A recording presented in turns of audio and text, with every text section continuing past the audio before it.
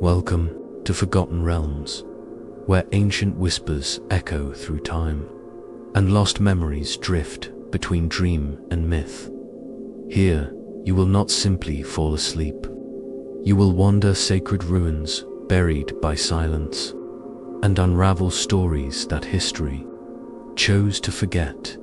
Close your eyes, take a breath, and let the past dream through you. This is Forgotten Realms.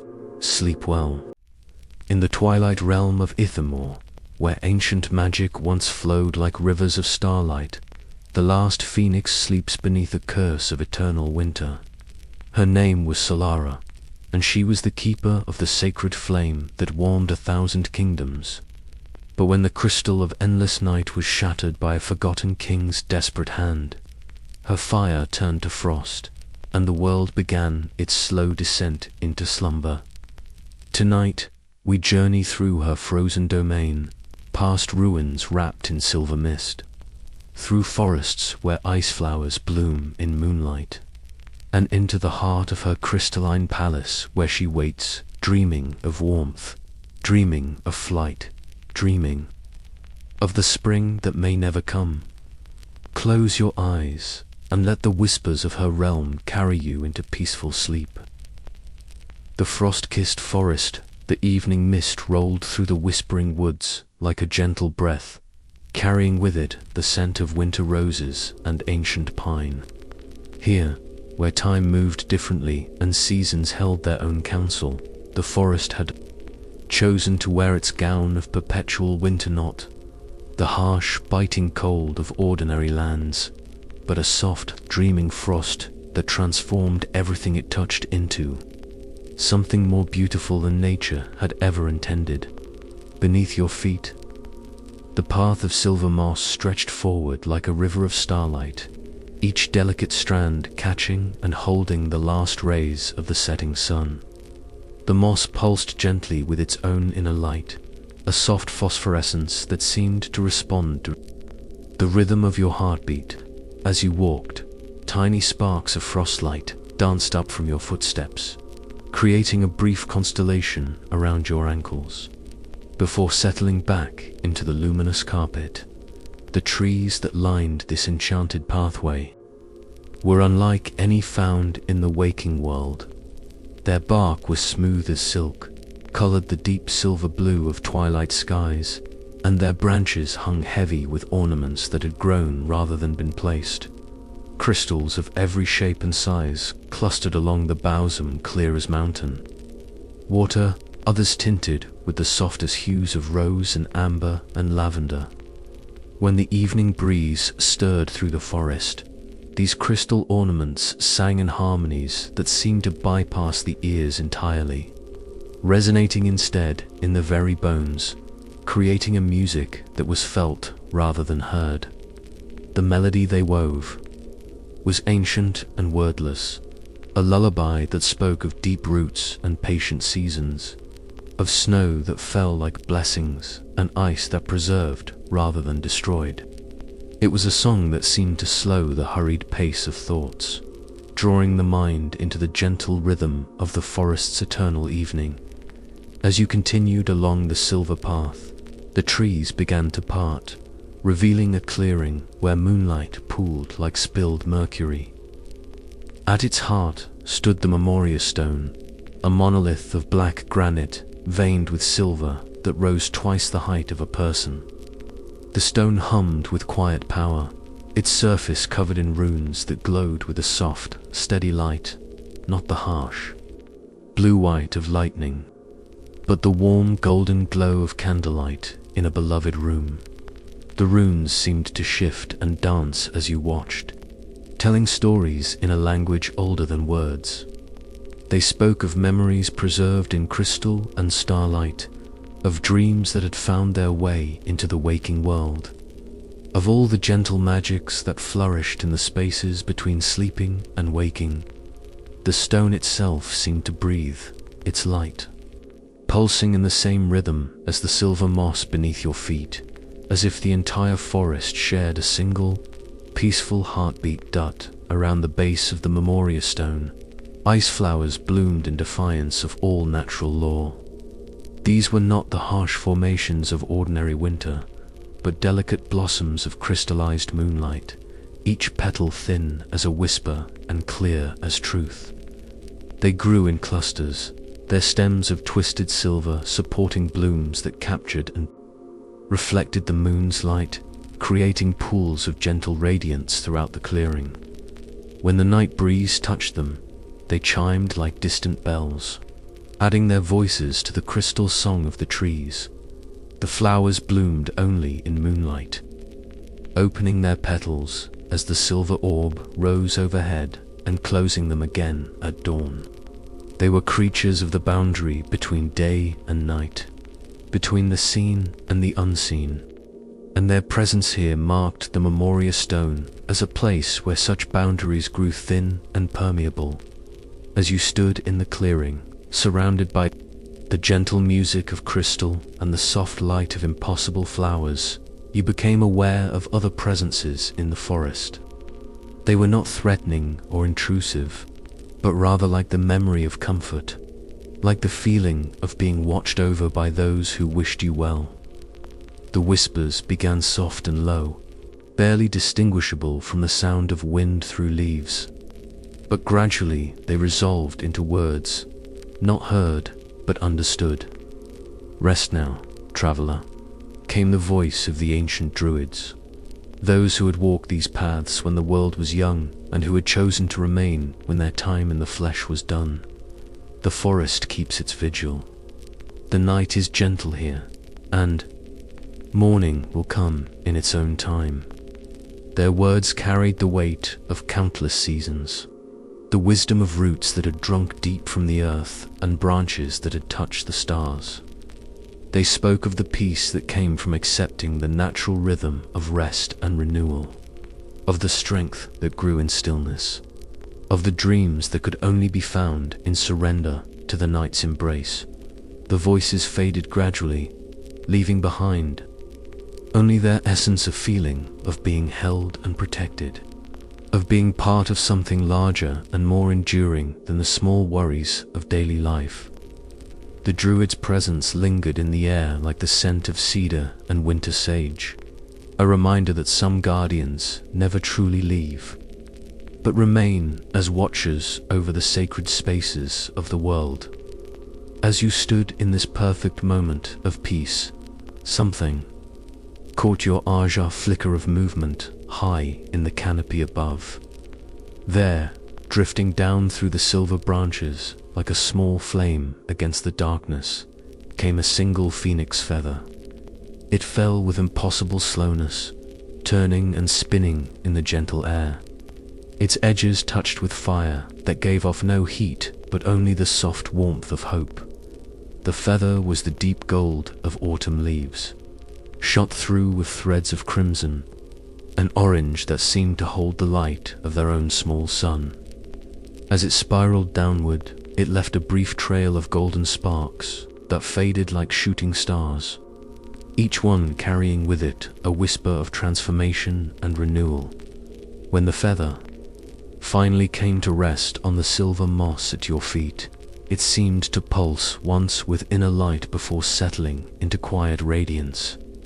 Its presence here was a gift and a promise, reminder that even in the depths of winter, the fire of life burned eternal, waiting for the moment when it would be needed to kindle new growth and new dreams. The forest around you seemed to sigh with contentment, the crystal ornaments singing their peaceful harmonies, the ice flowers chiming their gentle welcome to the night. The memorial stone continued its quiet humming, its runes glowing with stories of all the peaceful sleeps that had come before, and all the gentle wakings that would follow. Here in the whispering woods, where winter held eternal sway but did so with a mother's gentle touch, the very air seemed to cradle you in its embrace. The silver moss beneath your feet pulsed with the rhythm of deep, peaceful breathing, and the crystal lullabies of the trees created a cocoon of sound that wrapped around you like the softest blanket. The night was settling into its deepest phase. But there was no darkness. Here only the gentle interplay of moonlight and crystal light, of silver and gold, of the eternal dance between sleeping and dreaming. The forest had prepared itself for rest, and in doing so, had prepared a place of perfect peace for any who might find themselves walking the silver path.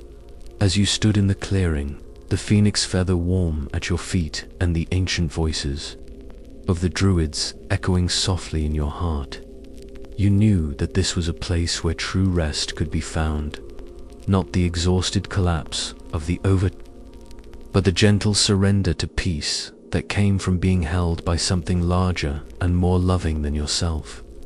The whispering woods settled into their nightly rhythm, the crystal ornaments singing their lullabies, the ice flowers blooming there, gentle light, and the memorial stone humming its ancient song of preservation and peace. Here, in this frost-kissed forest where magic grew as naturally as moss and dreams took root in the silver earth, the promise of peaceful rest hung in the air like a blessing, waiting to enfold all who had found their way to this sacred place. The night was deep and gentle, and the forest watched over all who rested within its embrace. The sunken palace gardens, the silver path of the whispering woods began to descend as you walked, winding gently downward through terraces carved from living stone. The crystal ornaments in the trees grew more elaborate as you descended, there, songs deepening into harmonies that seemed to echo from somewhere far below. With each step, the air grew warmer despite the eternal winter, touched with the faint scent of roses and something that spoke of ancient magic and careful tending. As the path curved around a bend marked by two towering pines, whose branches formed a natural archway, the forest opened before you to reveal a sight that stole your breath and stilled your heart with wonder. Spread out in the valley below lay the sunken palace gardens, a terraced paradise that had been claimed by winter but never conquered by it. The gardens cascaded down the hillside in 7 broad terraces, each one a masterpiece of design that seemed to have grown as much as it had been planned. Snow covered every surface in a blanket of pristine white, but this was no ordinary snow. It sparkled with inner light, as if each flake had been touched by starlight before falling. The covering was soft and welcoming, mounding gently over benches and pathways, creating natural cushions and curves that invited rest and contemplation. From the heart of each terrace rose crystal spires that reached toward the star-filled sky like frozen prayers. These were not harsh, angular structures, but graceful towers that seemed to have grown like flowers, their surfaces smooth and organic, tinted with the softest hues of rose and gold and deep forest green. They varied in height, some reaching barely above the snow-laden trees, others stretching up to touch the lowest stars, and each one hummed with a different note, adding their voices to the symphony of the gardens. The spires were not empty decorations, but living things in their own way, channels for the magic that flowed through this place like water through stone. They caught the light of moon and stars and transformed it, sending gentle pulses of illumination throughout the gardens, creating a network of soft communication that kept the entire space connected and a live dot between the spires. The gardens themselves unfolded in careful design. Ancient fountains stood frozen in time, their water transformed into sculptures of ice that continued to glow with the magical light that had once animated their flow. The largest fountain at the center of the 3rd terrace depicted dancing figures, nymphs or spirits of the seasons, their forms captured mid-lep, their faces turned skyward in expressions of pure joy. The ice was so clear it might have been crystal, and the light that moved within it was warm and golden, as if the summer Sun itself had been trapped and tamed to provide gentle illumination through the winter night. Smaller fountains dotted the other terraces, each one a work of art in its own right. Some showed leaping fish with scales of silver ice. Others depicted flowing water that had been transformed into flowing silk, frozen in patterns that seemed to shift and change as you watched. The light that moved through them was not harsh or bright, but gentle and soothing, like candlelight reflected in still water. As you descended the snow-covered steps that led from terrace to terrace, your attention was drawn to the center of the lowest garden, where something extraordinary waited there. On a pedestal of living ice that pulsed with soft blue light sat the crown of seasons. The artifact was breathtaking in its beauteous circlet of intertwined branches that seemed to be made of crystallized time itself. Each branch bore the markers of a different season: spring buds of green crystal, summer leaves of golden light, autumn fruits of amber and carnelian, and winter berries of silver and pearl. The crown turned slowly on its pedestal, and as it did, the light within it shifted and changed, casting patterns of colored radiance across the snow. When the spring aspect faced you, the air seemed to warm and carry the scent of new growth. When summer turned your way, the light grew golden and rich, and you could almost hear the sound of bees in distant meadows. Autumn brought the smell of harvest and the whisper of falling leaves, while winter offered the crisp clarity of star-bright nights and the promise of rest. But it was not the crown alone that made this terrace magical. Growing around its base, somehow thriving in the snow, were the most beautiful roses you had ever seen.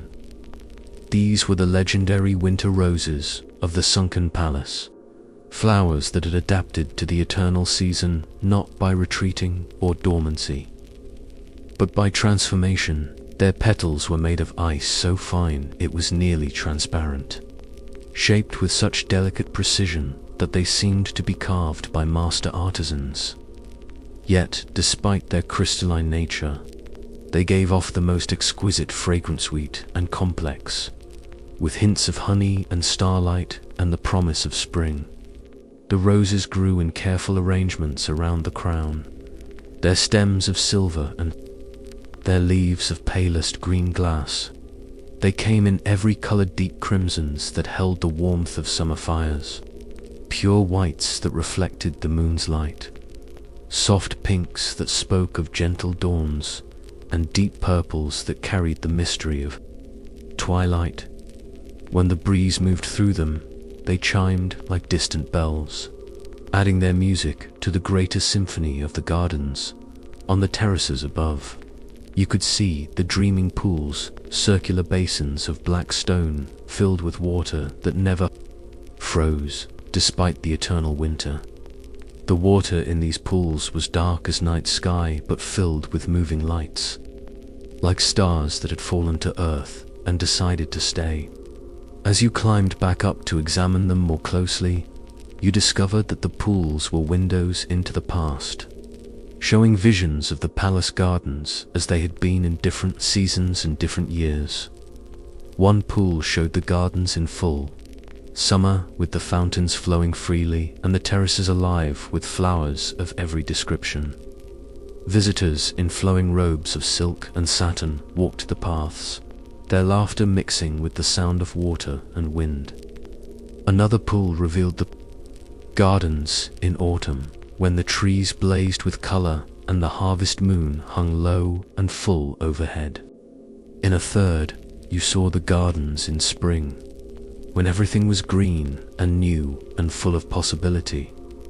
But perhaps the most beautiful vision was in the largest pool, which showed the gardens as they were now interdressed and magical, but populated with figures of light who moved through the snow like dancers in a dream. These were the spirits of the place, the guardians who kept the magic alive and the beauty preserved. They tended the winter roses and sang to the crystal spires, and their presence was a promise that this place would endure through all seasons and all changes. As you stood beside the dreaming pools, your gaze was drawn upward to the palace itself, which rose from the highest terrace like a crown of architecture and art. The building was partially visible through the snow-laden branches, its towers and spires reaching toward the stars. Most of the structure was dark, settled into the peaceful rest of ages, but from the highest tower, a warm light glowed steady and welcoming. The palace balconies were draped with ice chimes that moved in the gentle breeze, creating music that was both delicate and profound. The chimes were made of ice, so pure it was like crystal, shaped into tubes and bells and geometric forms that caught and transformed the sound of the wind. Each balcony sang with a different voice, and together they created a harmony that seemed to enfold the entire gardens in a cocoon of sound. The light in the highest tower pulsed gently, and you felt a presence there, someone who watched over the gardens and all who found their way to this magical place. It was a presence both ancient and eternal, wise and welcoming. And though you could not see who dwelt in that tower, you felt their attention like a gentle hand on your shoulder, a blessing and a promise of protection. The gardens around you seemed to respond to this presence, the crystal spires humming more softly, the winter roses releasing their fragrance more freely into the night air. This was a place where magic was not wild or chaotic, but carefully tended and lovingly preserved. Every element had been placed with intention, every detail crafted to create an environment where wonder and peace could flourish together. As you wandered through the terraces, the snow crunching softly beneath your feet, you felt the gardens embracing you with their quiet magic. The light from the crystal spires seemed to follow you, creating pools of gentle illumination wherever you walked. The frozen fountains sang their water songs, and the winter roses offered their impossible beauty and heavenly fragrance as gifts to any who passed.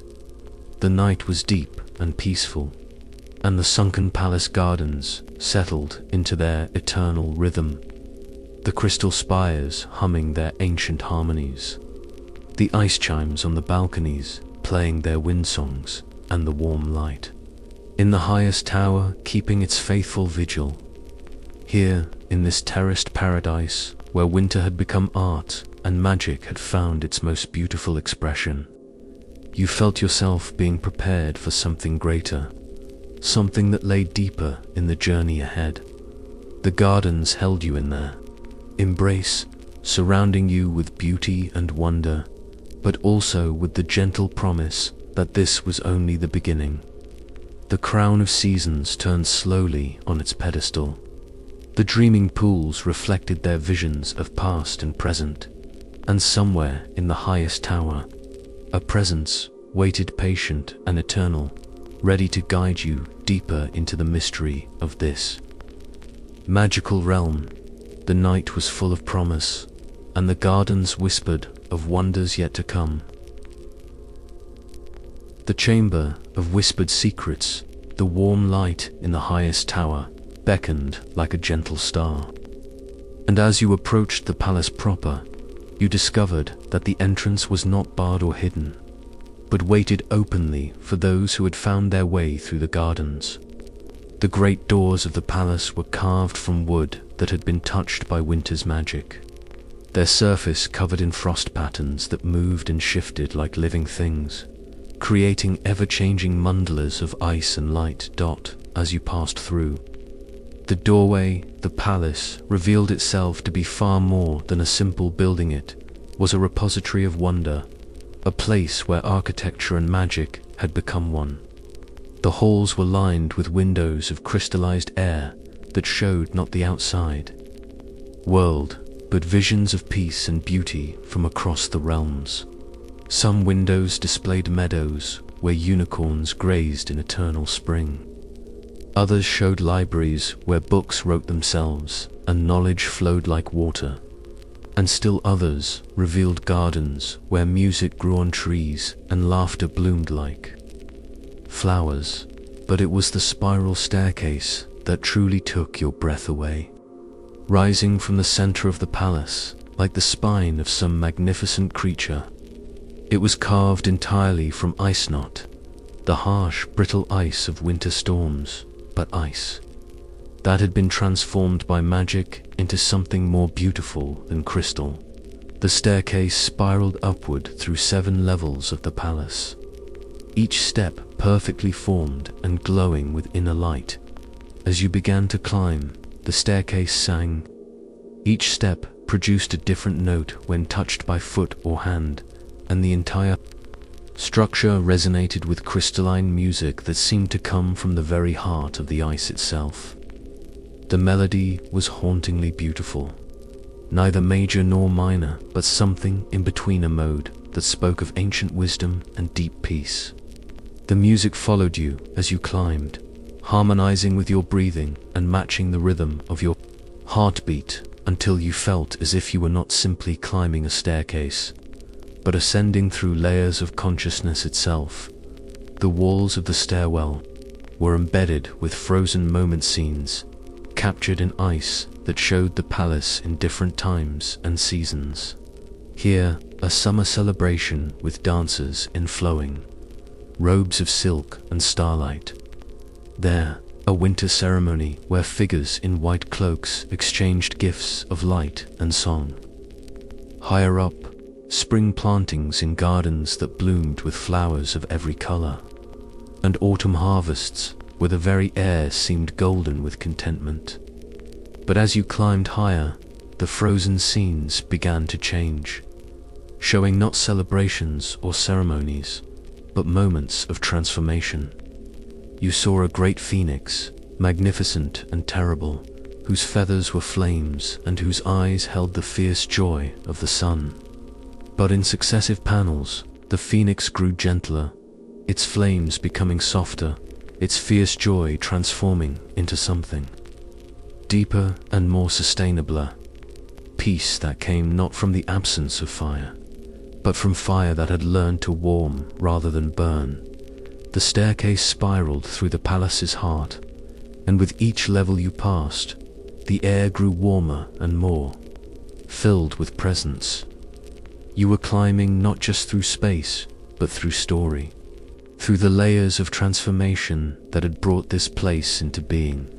The crystalline music of the steps grew richer and more complex, adding harmonies that seemed to come from the very walls themselves. Finally, after what felt like both an eternity and no time at all, you reached the highest level of the palace. Here, the staircase ended before a doorway unlike any you had ever seen. Instead of wood or stone, the entrance was formed from thousands of frozen water droplets, each one perfectly spherical and clear as the finest crystal. The droplets hung in the air without visible support, creating a curtain of liquid light that shifted and moved like a living thing. As you approached, the droplets began to sing, not with voices, but with the pure tone that water makes when it is perfectly happy. Each droplet produced its own note, and together they created a chord that seemed to open something deep in your chest, a resonance that spoke of homecoming and sanctuary. The doorway chimed and sparkled, and as you stepped through it, the droplets parted like a curtain, welcoming you into the chamber beyond. The chamber of whispered secrets was not large, but it contained infinities. The walls were curved and smooth, carved from living ice that pulsed with gentle light, and the ceiling was a dome of crystallized air that showed the stars not as they appeared from Earth, but as they truly were, beings of light and consciousness, singing the songs that kept the universe in harmony. The floor was covered in the softest moss, silver green and warm to the touch, that seemed to glow with its own inner light. But it was the orbs that truly made the chamber magical. Floating throughout the space at various heights were spheres of captured starlight, each one the size of a child's head and glowing with soft, steady radiance. They moved slowly and randomly through the air, sometimes clustering together in small groups, sometimes spreading out to fill the entire chamber with their gentle light. When they touched, they chimed like distant bells, and when they moved apart, they left brief trails of silver light that faded like shooting stars. The orbs were alive in their own way, responding to presence and emotion. As you entered the chamber, several of them drifted toward you, their light growing slightly brighter as they approached. They radiated warmth and welcome, and their gentle humming harmonized with the crystalline music that still echoed from the staircase, creating a symphony of sound and light that wrapped around you like the most comfortable blanket. At the center of the chamber stood a pedestal of living wood, not carved or shaped, but grown in perfect spirals that seemed to twist upward toward the domed ceiling. Resting on this pedestal was the Tome of Eternal Dreams, a book unlike any other that had ever existed. Its cover was made of crystallized moonlight, smooth and cool to the touch, and its pages were not paper or parchment, but sheets of crystallized air so thin they were nearly invisible. The book was open, and as you approached, you could see that the pages were covered with text that seemed to write itself as you watched. The words were not in any language you recognized, yet their meaning was immediately clear. They spoke of the dreams that connected all living things, the hopes and fears and longings that made up the fabric of consciousness itself. The text flowed like water across the translucent pages, sometimes forming recognizable words, sometimes becoming patterns and symbols that spoke directly to the heart. But the tome was not the only treasure in the chamber. Around the curved walls were 7 alcoves, each one containing a relic of power and beauty. The alcoves were carved from different types of magical stone, one from obsidian that reflected not light but dreams, another from crystal that showed visions of the future, a third from marble that sang when touched by starlight. In the first alcove sat a crown of winter roses, their ice petals so perfectly formed they seemed to be made of frozen music. The second held a sphere of summer lightning, captured and tamed, that pulsed with warm golden light. The third contained a book of autumn leaves, each page a different leaf from the great trees of the world, pressed and preserved with their colors still vivid and alive. The fourth alcove displayed a vial of spring rain, water so pure it seemed to glow with its own inner light. And the fifth held a fragment of the aurora borealis, ribbons of green and gold light that danced within a crystal container. The sixth contained a shell that held the sound of every ocean, and when you listened closely, you could hear the whisper of waves on distant shores. But it was the 7th alcove that drew your attention and held it. There, resting on a cushion of snow that never melted, was the heart of winter's grace, a crystal in the shape of a flame, but a flame that burned with cold fire, ice that held all the warmth of a summer's day. The crystal pulsed with gentle light, and as you looked at it, you began to understand the story that this chamber existed to tell. The heart of winter's grace was not just a relic, it was a transformation made manifest. It was the physical representation of what had happened to the phoenix who had once ruled this realm with fire and fury. The crystal held within it the moment of greatest sacrifice, when the phoenix had chosen to transform its burning passion into gentle warmth, its fierce joy into sustainable peace. As you stood before the heart of winter's grace, the floating orbs gathered around you, their light growing brighter and more focused. The chamber itself seemed to lean in, the walls pulsing with greater intensity, and the tome of eternal dreams began to write more rapidly, its pages filling with the story that had been waiting to be told.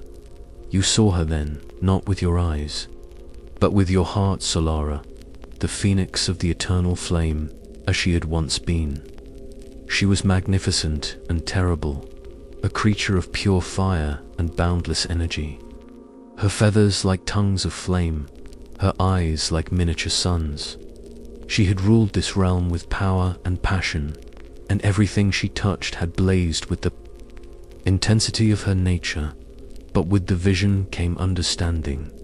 The fire had been too much, too intense, too consuming. It had burned away the very things it sought to protect, had turned love into possession and passion into destruction.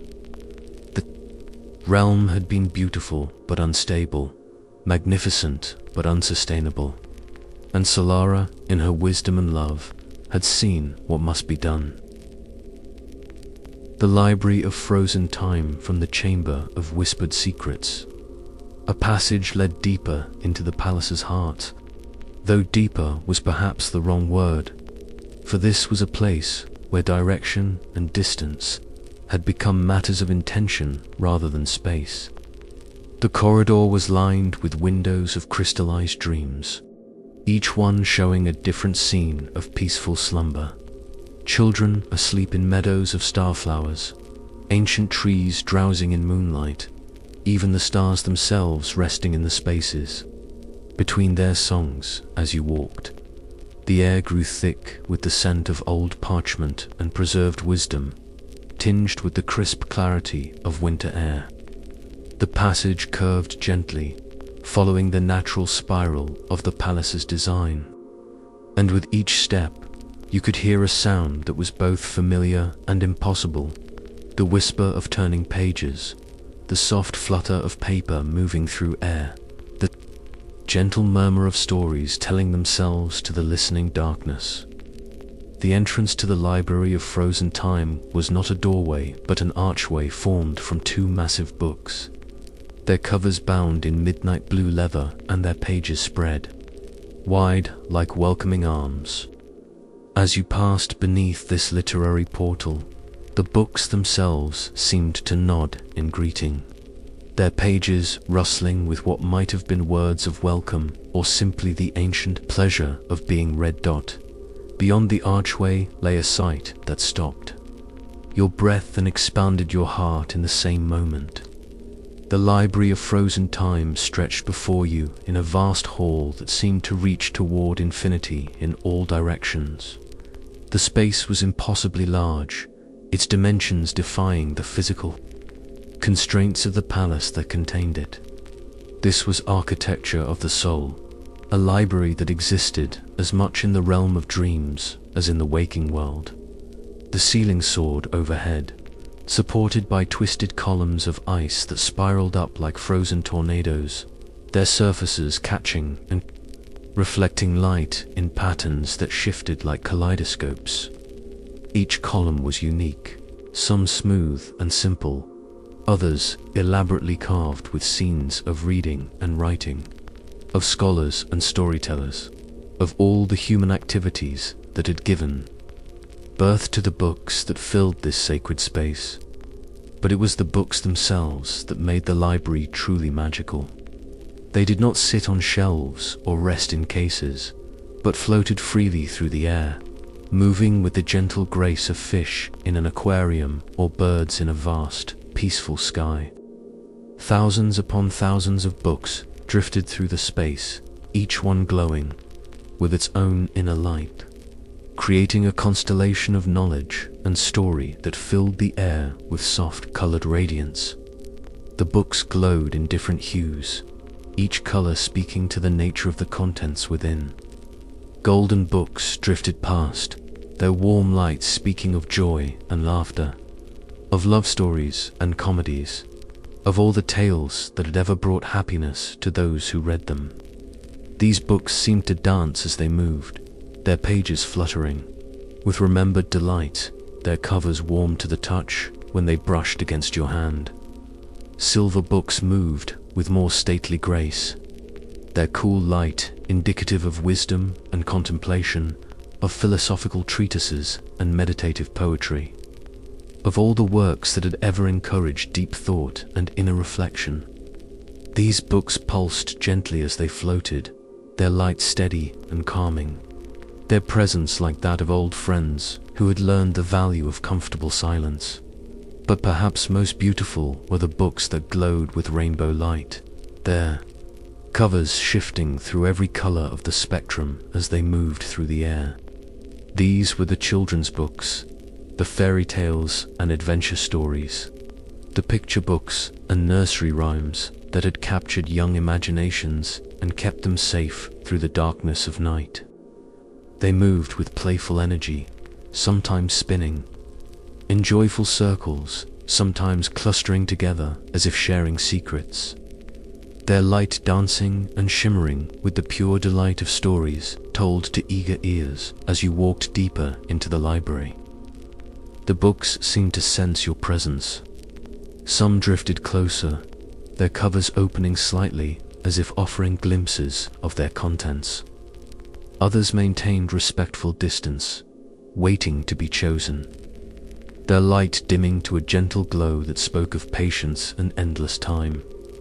The air was filled with the whisper of their movement, a sound like wind through leaves or waves on a distant shore, creating a symphony of literature that was both heard and felt. The floor of the library was covered in carpets that seemed to be woven from crystallized silence, their surface soft and yielding, patterned with designs that showed scenes of reading and learning from across the ages. Here, a medieval monk illuminating a manuscript by candlelight. There, a child curled up with a picture book beside a warm fire. Further on, scholars gathered around ancient texts, their faces bright with the joy of discovery. At the center of the library stood a desk of extraordinary beauty, carved from a single massive crystal that had been shaped by time and magic into something that was both functional and artistic.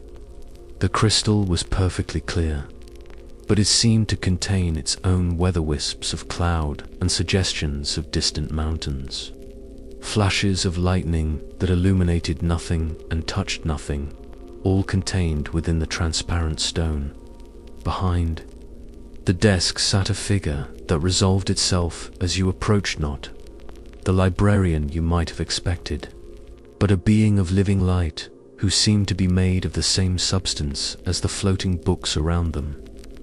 This was the keeper of stories, the one who tended the library and ensured that no tale was ever truly lost, no dream ever completely forgotten. The keeper nodded as you approached, their forms shifting and changing like aurora borealis sometimes, appearing as an elderly scholar with kind eyes, sometimes as a young person with the eager face of one who had just discovered the joy of reading, sometimes as something in between or beyond human form altogether. They gestured toward the desk, where two books lay open, their pages glowing with particular significance. The first book was bound in leather that seemed to be made of crystallized time itself, its cover shifting between different moments, like a window into the past. This was the chronicle of the last day, the official record of Solara's transformation and the creation of the eternal winter realm. The pages were filled with elegant script that seemed to write itself as you watched, recording not just events, but the emotions and intentions behind them. As you read, the chronicle revealed the careful planning that had gone into Solara's transformation. It spoke of the years of preparation, the gathering of magical allies, the creation of the artifacts that would help stabilize the realm once the change was complete. But more than that, it revealed the love that had motivated every decision, love for the subjects who had suffered under the intensity of her fiery rule, love for the beauty that could exist in gentleness, love for the peace that could nurture rather than consume. The second book was smaller, more personal, bound in leather that was warm to the touch despite the eternal winter that surrounded it. This was Solara's private diary, her most intimate thoughts and fears recorded in her own handwriting. The pages were filled with entries that spanned the months leading up to her transformation, each one revealing more of the inner struggle that had led to her ultimate decision. The flames grow too bright. Read one entry. I see the fear in their eyes, even as they bow before me. How can I rule with love when my very nature inspires terror? The fire that makes me strong also makes me alone. Another entry, written weeks later. I have been reading the ancient texts, searching for ways to temper the flame without extinguishing it entirely. The scholars speak of transformation, of phoenix fire that can become the gentle warmth of stars. But the cost, to change so fundamentally, to become something other than what I have always been. Yet what choice do I have if I wish to truly serve, rather than simply rule? The final entry, written on the day of her transformation, was the most poignant of all. Today I choose love over power, peace over passion. I do not know what I will become, but I know what I hope to become: guardian rather than a ruler, a nurturer rather than a destroyer. If I must sacrifice the fire to save those I love, then let the fire be sacrificed. The heart that beats within the flame is more precious than the flame itself.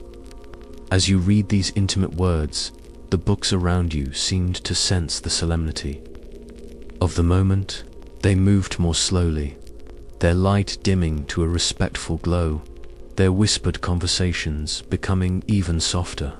The library itself seemed to hold its breath, creating a cathedral of silence around Solara's most private thoughts. Near the crystal desk stood a chair unlike any other, the chair of crystallized clouds, a seat that seemed to be carved from solidified sky. It was translucent and cool to the touch, but incredibly comfortable, shaped to cradle the body in perfect support, while allowing the mind to float free. The chair was positioned to face the floating books, and as you settled into it, you felt yourself becoming part of the library's eternal rhythm. From the chair, you could see the full majesty of the library of frozen time. The books continued their gentle dance through the air, their colored lights creating patterns that shifted and changed like a living aurora. Some books clustered together in small groups, as if sharing particularly interesting passages, while others drifted solitary and stately, their contents too profound for casual conversation. The Hall of Sleeping Guardians from the Library of Frozen Time. A grand corridor stretched toward the heart of the palace, its walls lined with tapestries woven from crystallized memory. Each tapestry showed scenes of the realm's golden age, not the fierce brightness of Solara's fiery rule, but the gentle radiance of the early days after her transformation, when the eternal winter had first settled over the land like a blessing, rather than a curse. The corridor widened as you walked, the ceiling rising higher with each step, until you found yourself approaching double doors of such magnificent craftsmanship that they took your breath away. These doors were carved from a single piece of ice that had been transformed by magic into something harder than diamond, yet more beautiful than crystal. The surface was covered in relief carvings that seemed to move in the flickering light scenes of guardians and companions, of loyalty tested and proven, of the bonds that connected all living things in webs of love and service. As you approached, the doors swung open silently, revealing the chamber beyond. The Hall of Sleeping Guardians had once been the throne room of the palace, the seat of power from which Solara had ruled her realm. But it had been transformed into something far more beautiful and meaningful, sanctuary where those who had served with perfect loyalty could rest in perfect peace. The hall was vast, its domed ceiling rising so high that it seemed to touch the stars themselves.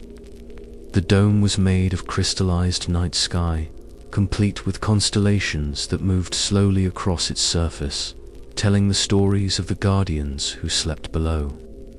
The walls were lined with pillars of twisted ice, each one unique, each one singing a different note in the harmony that filled the hall with gentle music. But it was the floor that first captured your attention and held it in wonder. The entire surface was a magnificent map of the realm, inlaid in glowing ice that pulsed. With soft light, you could see the whispering woods where your journey had begun, the silver path winding through the crystal-adorned trees.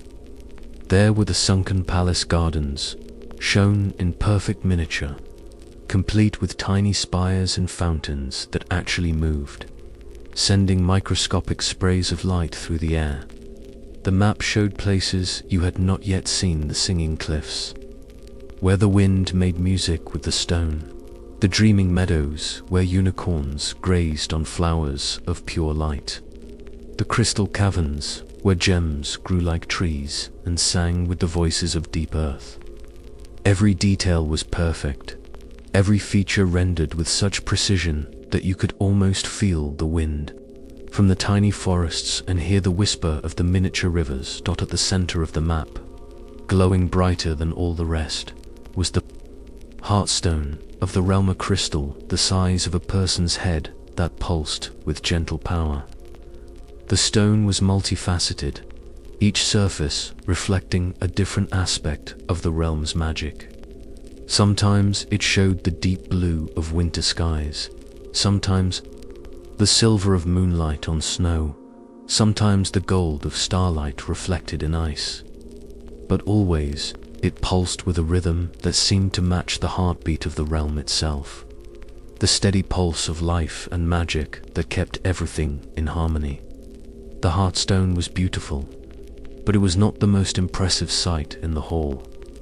That honor belonged to the guardians themselves, the companions who had served Solara with such devotion that they had chosen to share her eternal rest.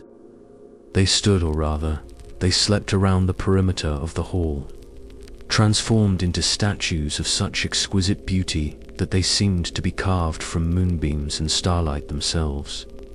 Arcturus, the Ice Bear, was the first guardian you encountered, and his presence commanded immediate respect.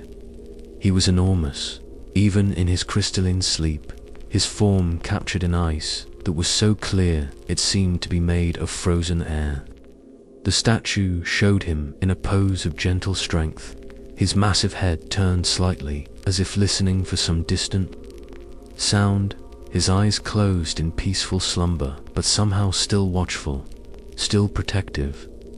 The ice that formed his body was shot through with veins of silver light that pulsed in rhythm with the heartstone, and his breath, for somehow, impossibly, he still seemed to breathe, created small clouds of glittering frost that danced in the air around him. His fur was rendered in such detail that you could see individual hairs, each one a tiny crystal sculpture, and his claws were polished to mirror brightness, reflecting the gentle light of the hall. Beside Arcturus stood Seraphina, the winter fox, her form captured in a pose of alert grace. She was smaller than the bear, but no less magnificent. Her 6 tails spread in a perfect fan behind her, each one tipped with light that sparkled like captured stars. Her crystalline form was more delicate than Arcturus's, made of ice that was tinted with the faintest suggestion of rose and gold, as if sunset light had been frozen within her being. Her eyes, though closed in sleep, seemed to hold depths of wisdom and mischief, and her expression was one of perfect contentment. Around her base, tiny ice flowers bloomed in constant renewal, their petals falling and reforming in an endless cycle of beauty that mirrored the seasons of the heart. Boreas, the wind horse, was perhaps the most dynamic of the guardians. His form, captured in mid-gallop, his mane and tail streaming behind him as if he were racing through the very air itself. His crystal body was shot through with veins of pale blue light that flowed like wind made visible, and his hooves seemed to barely touch the ground, as if he were forever suspended in the moment before flight. His wings, for he was a Pegasus, among horses were spread wide, each feather a perfect crystal sculpture that caught and reflected the light of the hall. The wings were so delicate they seemed to be made of crystallized music, and when the air moved through them, they created sounds like distant thunder, like wind through mountain passes, like the whisper of clouds across the sky. But it was Tempest, the dragon, who commanded the greatest awe. She was coiled around one side of the hall, her serpentine form creating a living wall of crystallized majesty. Her scales were like mirrors, each one reflecting a different aspect of the realm's beauty, and her wings were folded against her sides like a cloak of frozen starlight. Her head was raised as if she were singing, her mouth open to reveal teeth of pure crystal, and her eyes, though closed, seemed to hold the memory of all the skies she had ever flown. Her breath, like that of the ice bear, created clouds of glittering frost. But these were more elaborate, forming complex patterns in the air that told stories of wind and weather, of the dance between earth and sky. The dragon's crystal form was shot through with veins of every color, creating a rainbow effect that shifted and changed as you moved around her. Sometimes she seemed to be made of frozen fire, sometimes of crystallized water, sometimes of solidified wind. She was all elements in one, a perfect fusion of the forces that made the realm whole. At the center of the hall, where the pulsed with gentle power, stood the Phoenix throne, but it was no longer a seat of power. Solara had transformed it into something far more beautiful and meaningful, a crystalline bed where she herself could rest in perfect peace. The throne had been carved from a single massive crystal that seemed to contain its own weather system, and lightning and suggestions of distant mountains, all frozen in perfect stillness. The arms of the throne had become the sides of a bed, and the high back had transformed into a canopy of crystallized air that sparkled with its own inner light. But it was not the bed itself that drew your attention, it was the figure that rested upon it. Solara lay in peaceful slumber, her form outlined in radiant light that seemed to come from within her very being. She was not made of crystal like her guardians, but of light itself. Her phoenix nature transformed into something gentle and nurturing, and eternally peaceful. Her form was beautiful beyond description, neither fully human nor fully phoenix, but something in between, a being of pure compassion and wisdom who had chosen to sacrifice her own nature for the good of all. Her hair was streams of liquid starlight, her skin had the soft glow of moonbeams, and her wings, for she still had wings, were made of crystallized peace itself. Around her bed, the air shimmered with the memory of her transformation, showing brief glimpses of the moment when she had chosen to become something new. The light that surrounded her pulsed in rhythm with the heartstone, and you realized that she was the heart of the realm, the source of all its magic and beauty and peace. The guardians stood in silent vigil around their beloved leader, their crystal forms pulsing with the same rhythm as the heartstone and Solara's radiant light. They had chosen to share her eternal rest, to guard her sleep as they had once guarded her throne, and in doing so, they had become part of the realm's magic itself. As you stood in the Hall of Sleeping Guardians, surrounded by these magnificent beings who had chosen service over self, rest over restlessness, you felt the weight of true loyalty and love. These were not mere servants, but companions who had understood that the greatest strength lay not in action, but in perfect stillness. Not in wakefulness, but in the deepest kind of peace. The garden of crystal dreams from the hall of sleeping guardians.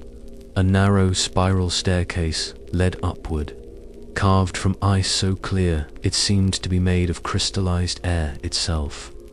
Each step sang a different note as you climbed, creating a melody that seemed to lift you, not just physically, but spiritually, carrying you towards something that existed at the very boundary between dreaming and waking, between the possible and the actual.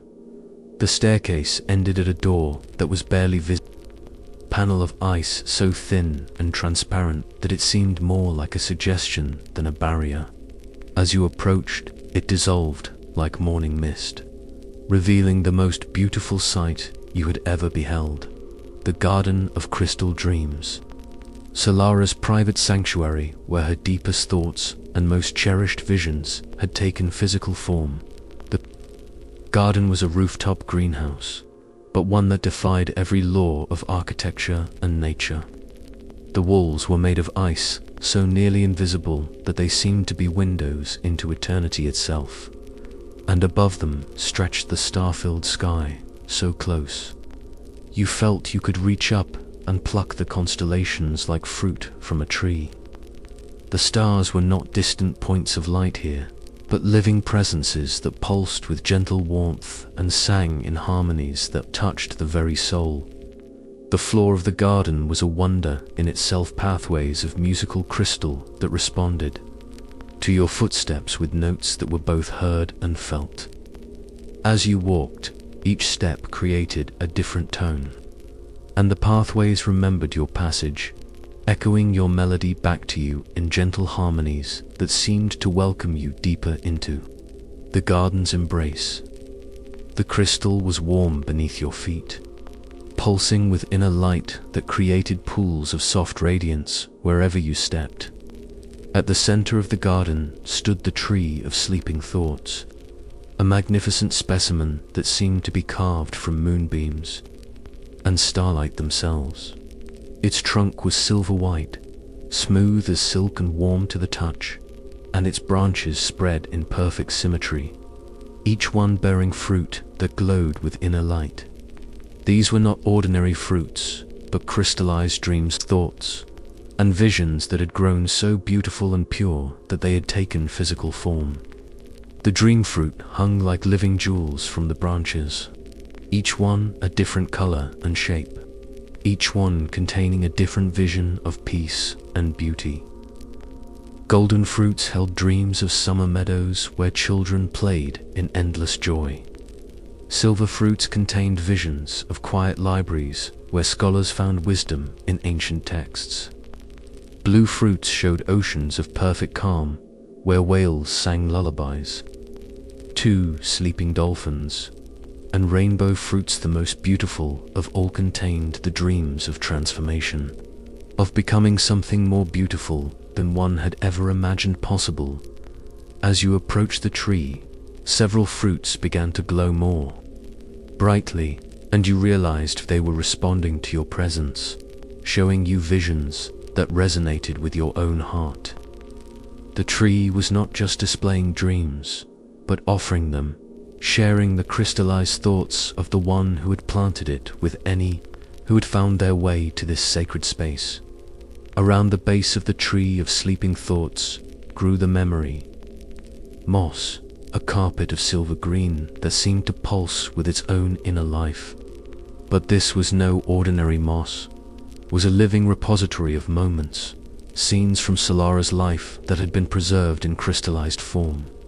As you walked across it, the moss showed you glimpses of her past, her early days as a fierce phoenix, ruling with fire and passion, her growing awareness of the suffering her intensity caused, her long nights of study and meditation as she searched for a way to transform her nature, and finally, the moment of her great sacrifice, when she chose to become something new.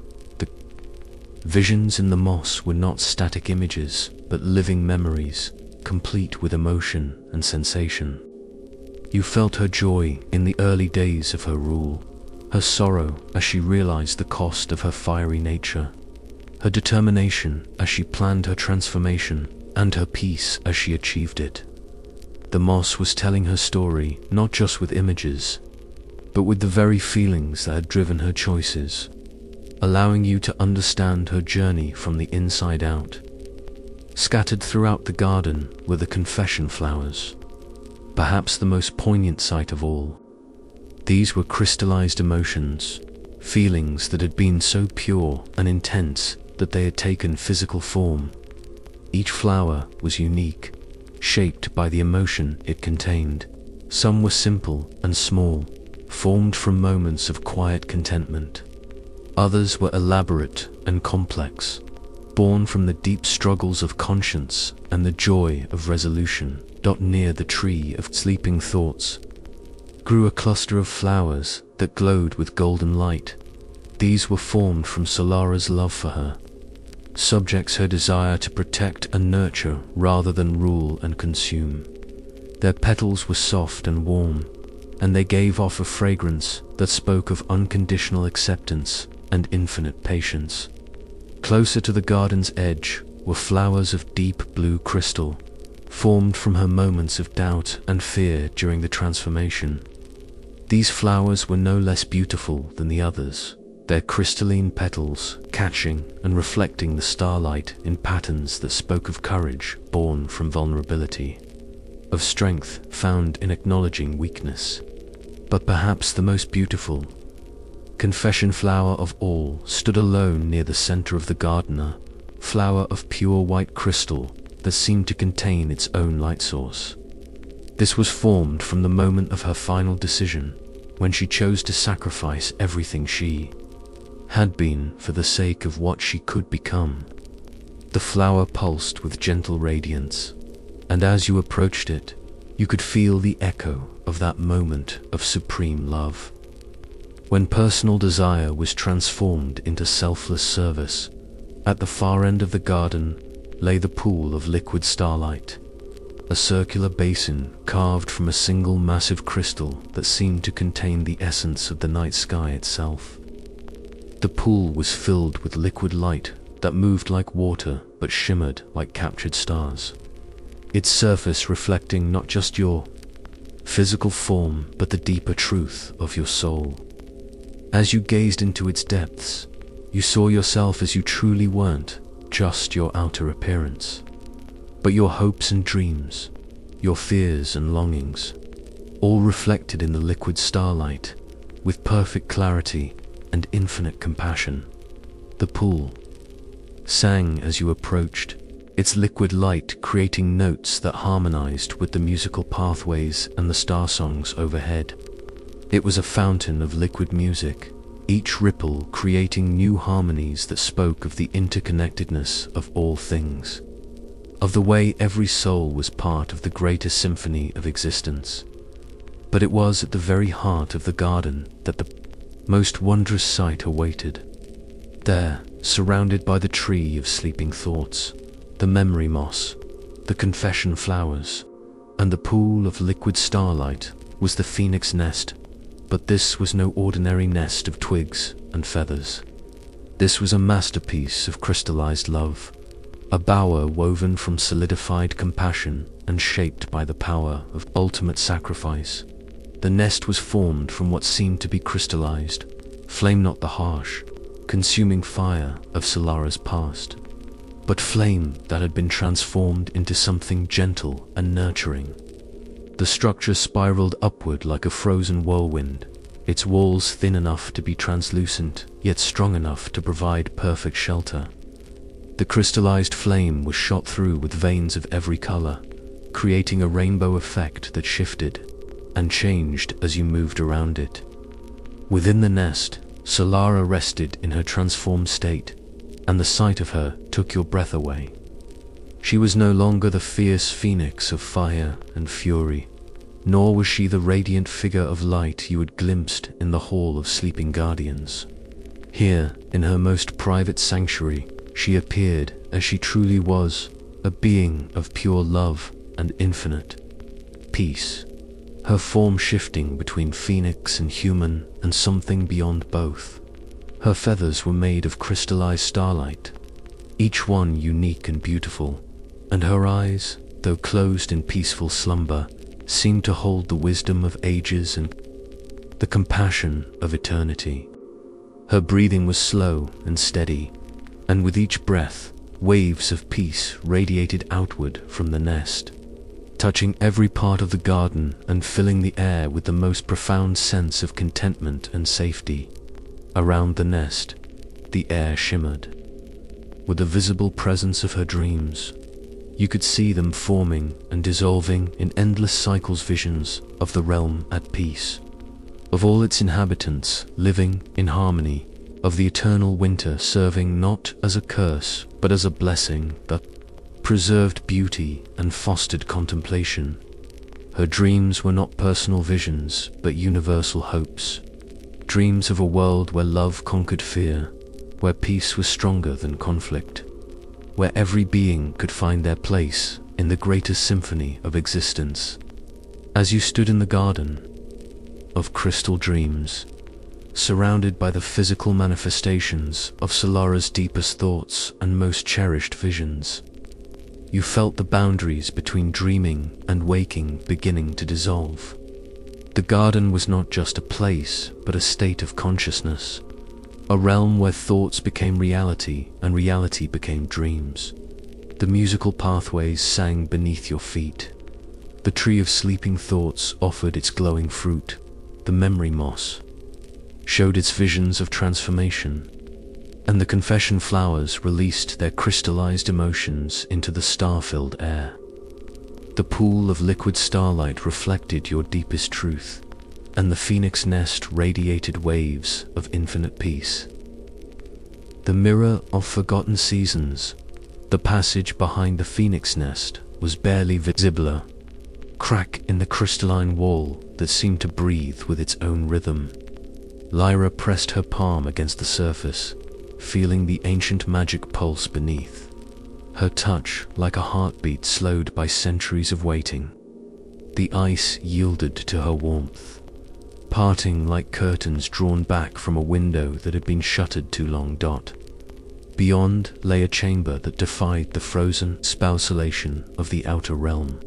Here, the walls curved in perfect spirals, carved from what appeared to be living crystal that shifted between the hues of all four seasons: emerald spring, golden summer, amber autumn, and diamond winter. The air itself seemed to shimmer with accumulated memories, thick with the weight of ages. At the chamber's heart stood a mirror unlike any Lyra had ever seen. Taller than 3 women and twice as wide, its surface was not glass, but what appeared to be crystallized time itself, layers upon layers of translucent material that seemed to contain entire worlds within their depths. The frame was wrought from intertwined branches of 4 different trees: flowering cherry, oak heavy with leaves, maple burning with autumn fire, and bare birch gleaming with frost. But it was what lay before the mirror that stole Lyra's breath. The scepter of seasonal change rested there, its lower half embedded in a pillar of ice so clear it seemed made of captured starlight. The artifact was beautiful beyond description, a staff of living wood that shifted through the seasons as she watched. Sprouting buds that bloomed into flowers that ripened into fruit that withered into bare branches, only to begin the cycle anew.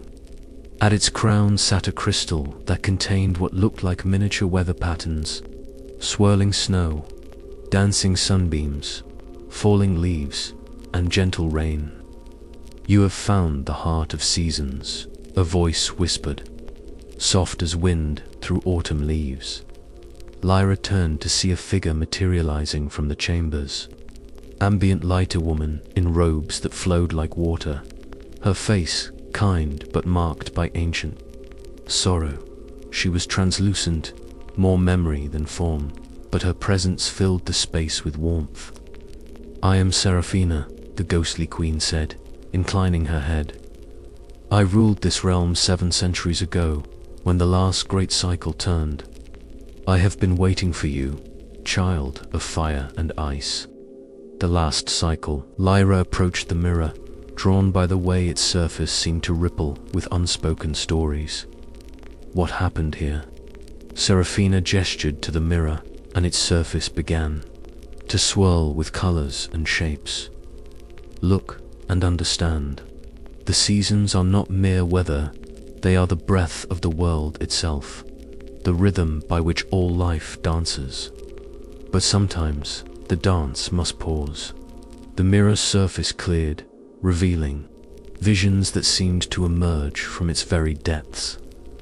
Lyra saw the realm as it once was, a place of incredible beauty, where spring meadows gave way to summer gardens, where autumn orchards yielded to winter's peaceful rest, and where the cycle turned as naturally as breathing.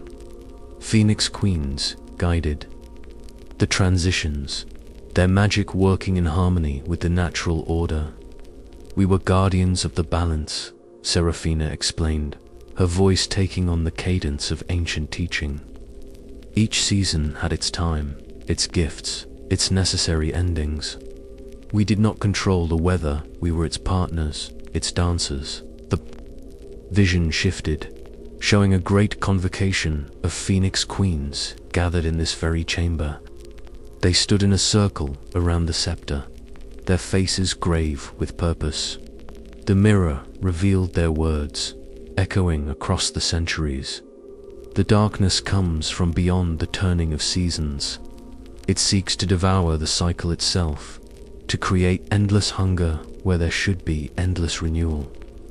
We must act, though it costs us everything we hold dear. Lyra watched in fascination and growing dread as the queens began their ritual. The scepter of seasonal change rose from its resting place, glowing with power that made the air itself sing. One by one, the queens spoke words of binding, of sacrifice, of love so profound it would endure beyond the ending of their mortal forms. We lock away the seasons, they chanted in unison, not to destroy, but to preserve. We choose the long sleep of winter, the patience of ice, the waiting of snow. When the true heir comes, she who carries both fire and frost in her heart, the cycle will turn again. The final queen, whom Lyra somehow knew was Seraphina herself, stepped forward to touch the scepter. The moment her fingers made contact, ice began to spread from the point of connection, not harsh and violent, but gentle as a mother's lullaby. The other queens smiled as the frost claimed them, transforming them into crystalline statues that would wait through the centuries for this moment. You chose this, Lyra whispered, understanding flooding through her. You chose to sleep in winter so that spring could return. We did, Seraphina confirmed, her ghostly form beginning to brighten with her inner light. And now the choice comes to you. But know, the sacrifice we made was not one of ending, but of beginning. We did not die in that ice. We became part of the eternal cycle itself. The mirror's surface rippled again, and new visions emerged, not of the past, but of potential futures. Lyra saw herself taking hold of the scepter, saw the ice around it beginning to crack and melt.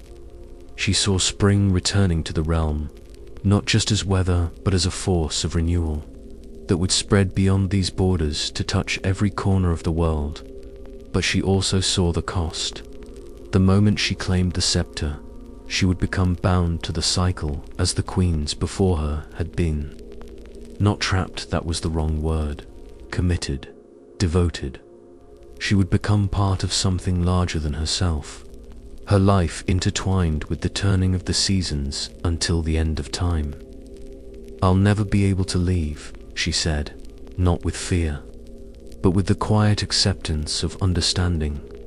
This realm will become my home, my responsibility, and your joy, Seraphina added gently. Do you think we were prisoners here, child? We were dancers in the greatest dance of all, the endless waltz of time and change and growth. To be part of that, there is no greater privilege. Other figures began to materialize around the chamber, dozens of Phoenix Queens spanning millennia, each one offering a smile of welcome and understanding. They had all faced this choice, all understood what it meant to give up one life to embrace another. But the darkness you bound, Lyra said. What of that? It remains, Serafina acknowledged. But it is not our task to destroy it completely. That would upset the balance as surely as letting it run free. Our role is to ensure the cycle continues, that there is always renewal after ending, always dawn after darkness. The winter you will release has cleansed the realm, prepared it for the spring that will follow. The darkness will retreat, contained once more within proper bounds. Lyra stepped closer to the scepter, feeling the power radiating from it like warmth from a hearth. The ice around its base was already beginning to respond to her presence, tiny cracks appearing like the first signs of spring's return. Will I be alone? She asked. The ghostly queens laughed, a sound like wind chimes in a gentle breeze. How could you be alone when you carry the voices of every season within you?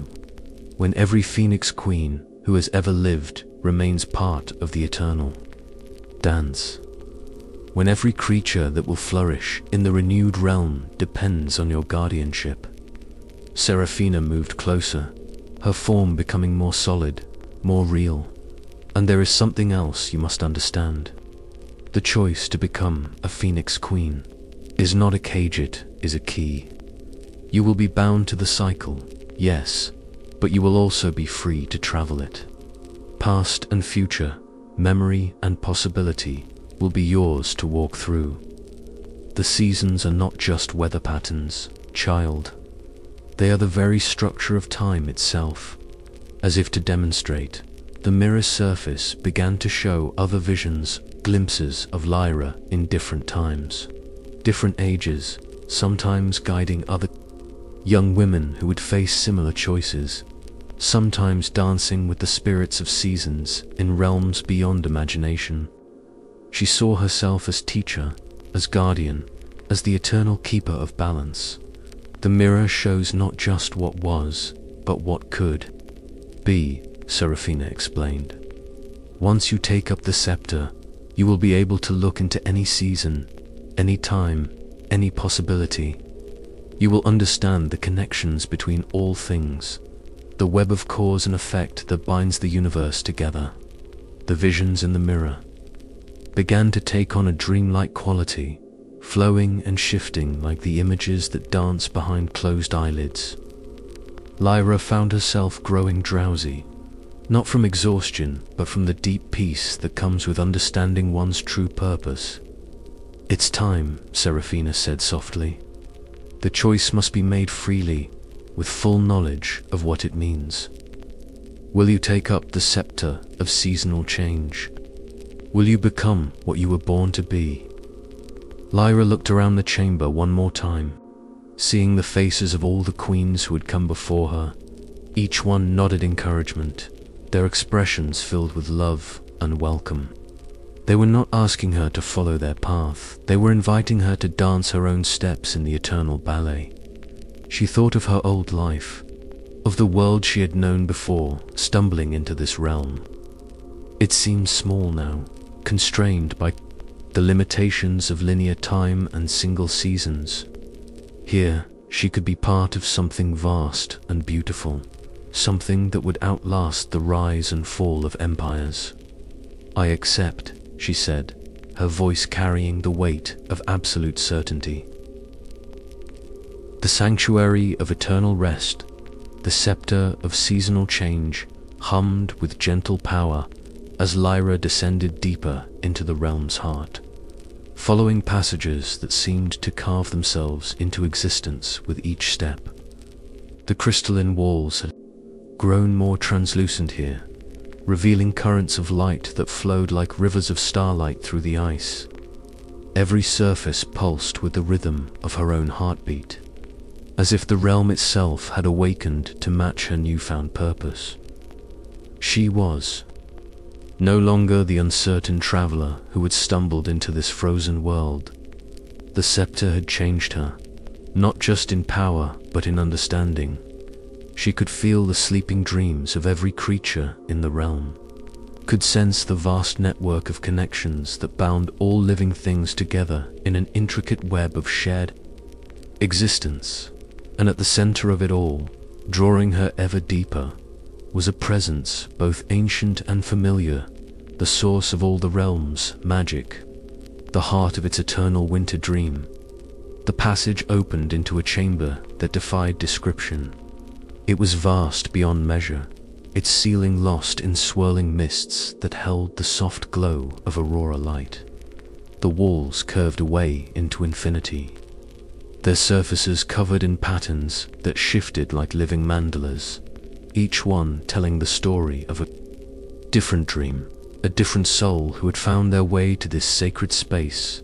At the chamber's heart stood an altar that seemed to be carved from a single, possibly large crystal. It was not cold ice, but something warmer, more alive, crystallized dreams themselves, perhaps, or the physical manifestation of perfect peace. The altar's surface was smooth as still water, and it glowed with an inner light that pulsed in rhythm, with something deeper than breath, deeper than heartbeat. It was the rhythm of eternity itself, but it was what lay beyond the altar that made Lyra's breath catch in her throat. Solara rested there, but not in the tortured sleep of the cursed. She lay within a cocoon of living crystal that had grown around her over the centuries, its faceted surface refracting her image into thousands of gentle rainbows. Her face was peaceful, unmarked by time or suffering, her lips curved in the faintest smile of someone experiencing the most wonderful dream imaginable. Her hair flowed around her like spun sunlight, and her hands were folded over her heart, as if cradling something precious. The cocoon itself was a marvel of natural artistry, rose from the chamber floor like a flower of pure light, its walls so thin they seemed more like captured air than solid crystal. Through its translucent surface, Lyra could see threads of light flowing in and out dreams. She realized the dreams of every sleeper in the realm flowing through Solara and back out again, creating an endless cycle of shared peace. "Welcome, Phoenix Queen," a voice whispered, and Lyra turned to see Solara's spirit standing beside the altar. She was radiant, her form made of the same soft light that filled the chamber, her eyes holding the accumulated wisdom of centuries spent as guardian of the realm's slumber. "You chose the winter so that spring could return," Lyra said, understanding flooding through her. "But you never meant to wake from it yourself." Solara smiled, an expression of infinite gentleness. "The greatest sacrifice is not death, but the willingness to love so completely that you become part of something larger than yourself. I did not lose my life when I chose to sleep, expanded it to encompass every dream, every peaceful moment, every gentle rest that souls might need." The chamber around them pulsed with warmth, and Lyra realized that the magical energies of the entire realm were converging here. Every path, every choice, every moment of the journey had led to this place where all possibilities met and merged. The air itself seemed alive with potential, shimmering with the accumulated dreams of countless souls. "The altar of gentle slumber," Solara explained, gesturing to the crystal structure. "It is here that those who are truly weary may find perfect rest. Not the sleep of escape, but the sleep of completion, the deep peace that comes when a soul has fulfilled its purpose and is ready to become part of the eternal dream." Lyra approached the altar, feeling the scepter's power resonate with the sacred space. The crystal surface reflected not just her image, but all the possibilities she carried within her, the Phoenix Queen she had become. The guardian of seasons, the bridge between what was and what could be. I understand now, she said softly. The realm doesn't just need a Phoenix Queen to wake it from winter. It needs a choice, the choice between renewal and rest, between the turning of seasons and the peace of eternal slumber. Yes, Solara whispered, her form beginning to glow more brightly. Some souls are meant to dance with the seasons, to guide the endless cycle of growth and change.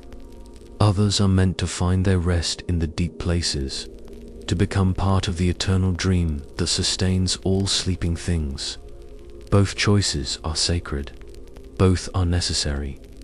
The cocoon around Solara's physical form began to pulse with increased light, and Lyra could see other cocoons beginning to form throughout the chamber. Translucent shells waiting for those who would choose the path of eternal rest. Each one was unique, shaped by the dreams and desires of the soul it would eventually hold. The winter will end, Solara continued, her voice taking on a hypnotic quality that seemed to flow directly into Lyra's soul.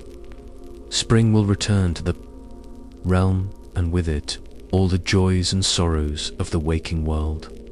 But this sanctuary will remain, a place where souls can find the deep peace they seek, where the weary can lay down their burdens and join the eternal dream. Lyra felt the weight of the choice settling over her like a gentle blanket. She could feel the pull of both paths, the vibrant challenge of awakening the realm, of dancing with the seasons and guiding the endless cycle of renewal, and the profound peace of surrender, of joining Solara in the eternal dream where all struggles ended and only perfect rest remained. I could stay, she said, her voice barely above a whisper. I could choose the altar, choose the eternal rest. The realm would remain in gentle winter, and all souls would find their way here eventually, to the perfect peace of dreamless sleep. You could, Solara agreed, her smile radiant with understanding, and there would be no shame in that choice. The eternal dream is not empty, it is full of every beautiful moment, every act of love, every instance of perfect peace that has ever existed. To join it is to become part of the very foundation of serenity itself. The chamber filled with the sound of distant voices, not words, but the harmonious hum of countless souls at rest, their dreams flowing together in an endless river of peace. Lyra could feel their contentment, their perfect satisfaction, their freedom from all pain and struggle and uncertainty. She could join them. She could lay down the scepter, step forward to the altar, and let the crystalline cocoon grow around her. She could become part of the eternal dream, sharing in the infinite peace that Solara had discovered, helping to maintain the sanctuary where all weary souls could find their rest. The thought was incredibly tempting. After a lifetime of struggle, of uncertainty, of constantly having to choose and act and bear responsibility, the idea of perfect rest called to her like a siren song. She could feel the altar's power reaching out to her, offering to take away every burden, every doubt, every moment of future suffering.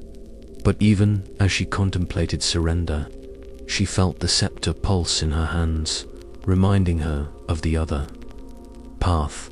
She thought of the frozen realm above, of all the sleeping life waiting for spring's return.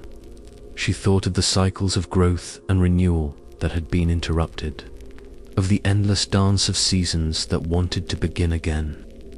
If I choose the altar, she asked, what happens to the realm? It remains in peaceful winter, Solara replied, forever bathed in gentle snow, forever at rest. It becomes an extension of this sanctuary, a place where souls can wander in perfect peace until they find their way here to the eternal dream. There is beauty in that choice, the beauty of complete surrender, of perfect rest. And if I choose the seasons, then spring returns, and with it all the joys and sorrows of the waking world. Growth and decay, birth and death, triumph and loss all. The experiences that make existence both beautiful and difficult. The realm becomes a living thing again, but one that requires constant tending, constant choice, constant engagement with the complexity of existence.